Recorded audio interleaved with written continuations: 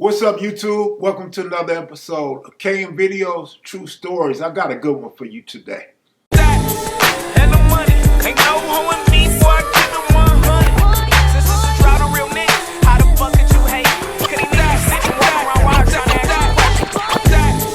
And the money, ain't no hoeing me before I give them 100. Uncut G, I ain't no rapper. If you want a verse, nigga, come to my hood so I can stop. And the money. That was it.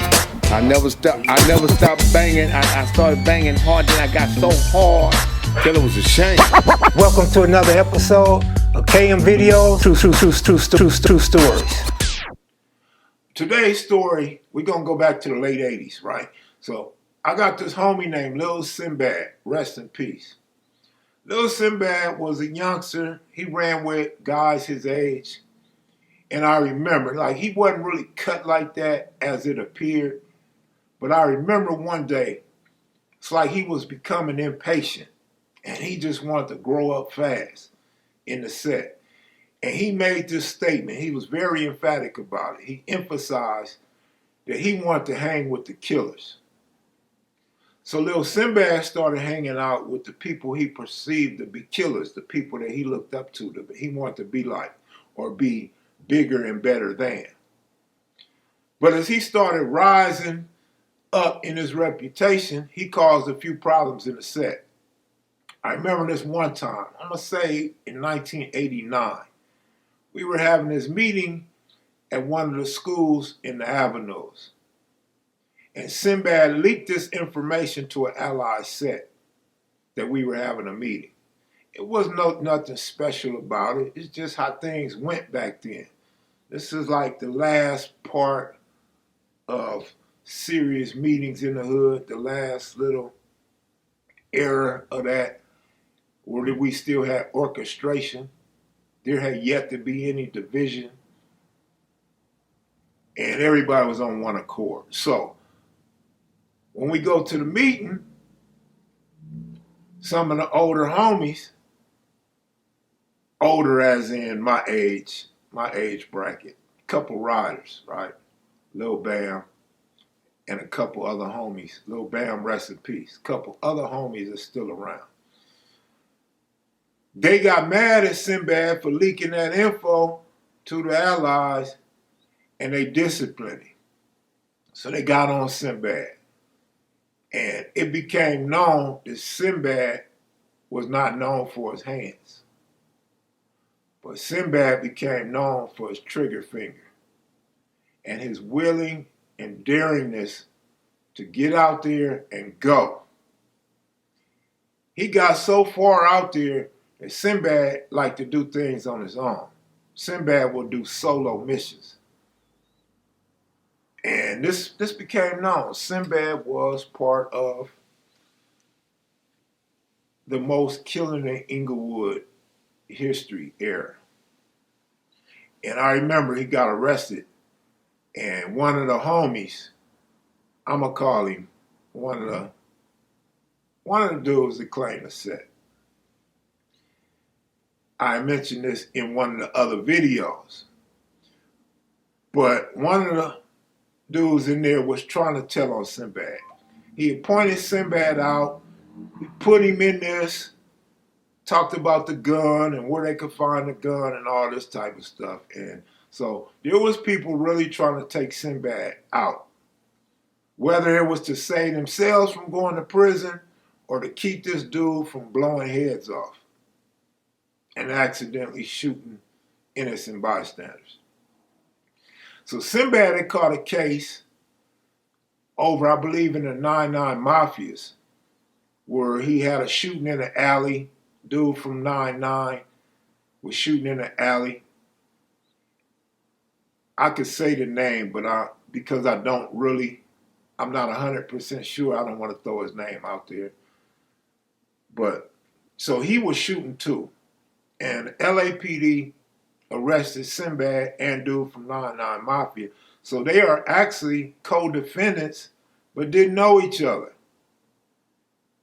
So he got a shooting on the LAPD. And we're cellies. And, I get to know him a lot more. I know him from the street. Now I get to know him more in jail where he has this reputation now. Now I'm talking about 1995. And so we having these different conversations. And Sinbad, in hindsight, I didn't realize it at the time, he was off the hook and he really talked like a serial killer because he used to whisper, like, nigga, I do understand they be hiding tape recorders in here and shit. There ain't no telling what else they might have in here. But he would whisper to me, cuz, I'ma blow that nigga head off. Cuz, we're such and such. Man, when I get out, I'ma blow that nigga head off.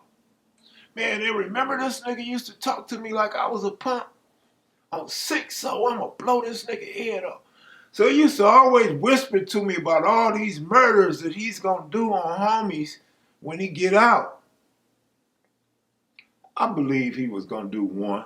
I was curious to see if he was gonna do 2 and 3. You know what I'm saying? Like, he grew up meaning as an adult. He had an issue with dudes that punked him or dudes that made him feel uncomfortable in the hood, in the set. And he wanted to extract revenge on these guys. Like, he held animosity about these guys. Now, one was R60s. At another point, another one was R60s. The other dude ain't nobody anyway, right? He ended up not being all of that anyway. But it was over a female. It was over some female shit. They messing with the same female. But Sinbad looked at her as the home girl. Other dude always thinking with below the belt. So they had an issue over this girl, and Sinbad wasn't gonna let it go. And he was kind of asking for my approval if it was cool, because dude is up our way. I'm like, man, you know, that's over some female shit. I ain't got nothing to do with that, man. If, you know, whatever you decide, that's on y'all. But I'm like, man, that's some, that ain't no cool shit. Over homegirl, wasn't no fighting. You don't want to get down with him. I don't think you should do that. But he was like, all right. Like, he felt a little disappointed and swayed not to go after this dude. But he would tell me, I'm gonna blow his head off. Like, he was really trying to see how I felt. So it was at least 3 dudes who he wanted to get when he got out. Now, I get out a few years later. Actually, 2.5 years later, I get out. And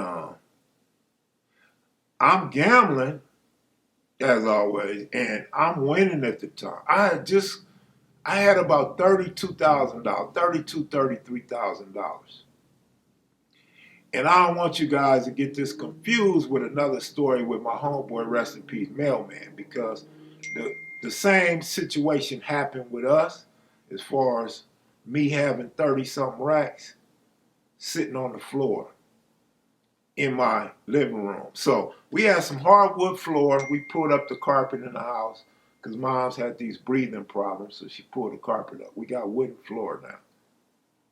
And I remember I went and got the floor waxed, shellacked, so it would shine and be nice.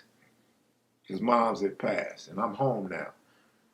And I got 32, 33 racks sitting right there beside me on the floor. And I'm laid out on the couch. I'm tired because I'm flying back and forth to Vegas all the time. I'm tired. This is before I was paying people to go to Vegas for me, so I'm tired. And this is what prompted me to pay people to go to Vegas for me. Paris, we call him Wood, my mother-in-law Sheila, my sister Carol, just to name a few. I would take A-Rock, the homie A-Rock with me, Slip Rock, Big Cal. You know, been out there with One Shot before he moved there, before we both moved to Vegas. Mailman, you know. So this was a regular occurrence. I would take smokers with me, Twin, Quinn, Squirrel, so on and so forth. Whole other story, but just trying to set the stage for y'all.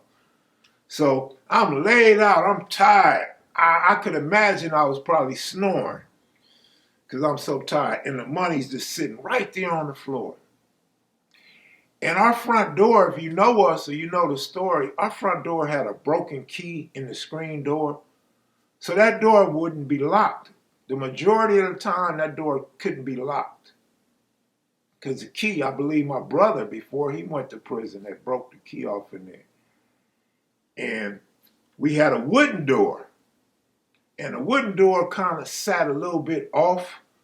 So it wasn't aligned right. So depending what time of year it was, the door wouldn't shut clearly. You would have to shut hard and pull it open and stuff like that. The top lock also had a key broken in it. And it was the only key, so we couldn't go use another key. And for whatever reason, if I had $1 million, I still probably wouldn't have fixed them locks. But, so you had the little turn knob with a little cheap lock on it at the bottom. Long story short, our front doors and back doors were hardly ever locked. And I hear the screen door open. Gotta be a family member. And I hear the wooden door open. I hear somebody walk in. I look up, and it's Lil Simbad. It's 60 and it's the closet, man. And my heart get to racing, like, oh shit, like, my thought is this nigga's coming to kill me. We ain't never had no beef, but I'm thinking he's coming to kill me. That's all Sinbad talked about was murder, blowing somebody's head off all the time. And I got this money right there. And I look at him, and Sinbad's eyes get big. He has some big round eyes anyway. And his eyes get big. And I'm like, oh shit, I know my eyes big because I'm scared than a motherfucker. I just woke up out of deep sleep. And it's a fucking killer in the house. Hold up, Mark ain't with it. Mark's not with it. I quit. He quit. Off the hook, off the chain type of dude. And I grabbed my money. I ain't gonna lie, this is a serious situation. Kev Mac lying in his video. Serious situation. I'm fumbling the money and shit. And I got a 38. I got a 38 and I got a 9mm. The 9 is up under the couch. The 38 is sitting near the money. And I'm fumbling shit. And I'm like, what's up, cuz? And he looking at me and he looking at the money. And he like, what's up? And I'm like, shit, I'm finna go to Vegas. I actually overslept. I should have been gone already. I should have never even seen Sinbad. And Sinbad didn't come over to the house. That's the part I left out. Sinbad didn't hang in my house. Sinbad wasn't part of the crap games, no nothing in my house. He didn't hang out over there. The only time he hung out over there is before he became known as a shooter, before the meeting where he got disciplined. After that, he never came over my house. And so to see him in the house, waking up out of deep sleep, knowing he always talking about killing, I'm just like fucked up. So I'm fumbling the money and shit, and I get up and I'm rushing toward the door toward him, and he's looking at the money. I ain't got the money in my pockets or nothing. Yeah, I'm just trying to get this nigga out the house, and I'm trying to get to the airport. And he keeps saying, what's up, cuz? What's up, cuz? What's up? You know, so it's almost like when you give up your set, 6-0, 40s, 6-0, 40s. What's up? What's up? What's up? What's up? So he said, cuz, I need some money. Hey, I ain't got no money for you. I got all this money in my hand. I ain't got no money for you. You know what I'm saying? He said, cuz, I need a gun. Oh, shit. Here go 38. I get a nigga 38. Come on, let's go. Nigga, you ain't finna rob me in my house or kill me in my house. Come on, let's go. So we get outside and shit. I lock the wooden door, shut the screen door, and I'm gone. He like, thank you, cuz, thank you. So he got him a 38 out the deal. And, man, the reason why I thought the homie might want to rob me or something, because he wasn't that type of guy. He wasn't no jacker. But the reason why I thought that is because he's asking for some money, and I tell him I ain't got no money. Nigga, I got all that money right there in my hand. I'm still fumbling the money. When I close the door, I'm fumbling the money. Then I put the money in my pockets and shit. Since there was a school across the street, there's people out there and shit. So I know the homie ain't finna just go way out like that in front of everybody. But I was thinking this nigga gonna be waiting for me to come back from Vegas. But I seen Cuz like a week later, and he was like, thank you, homie, man, good looking out. He was thankful to have that. I guess he just was one of them dudes that always had to have a burner on him. I wasn't giving up that 9mm, and I wasn't giving him no 300 to go get him a new gun. You know what I'm saying? Like, we don't be in the same car together. We don't roll out together. So the hell I care if he got a 9mm or something juicy for him to crack on somebody, you know what I'm saying? But he was a homie, and like I said, we never had no issues. I just didn't want the homie going through the hood killing homies like that, especially the ones on his list. Two of the ones on his list, now I'm going to say one. One guy on that list was really somebody from the set, and he had a personal issue with, which I used to tell him, squabble the nigga, squabble. You know what I'm saying? Squabble. You take an L, that's it. It's over with. But he wouldn't fight. He didn't want to fight. He didn't want to fight nobody. And I just think it was a complex he had. He just had no confidence in his squabble. But, man, he definitely wanted to chip some shit. And eventually Sinbad got killed. Sinbad got killed in the hood eventually. But, man, that's it, man, for this story, man. I don't even have a lesson in this story, man.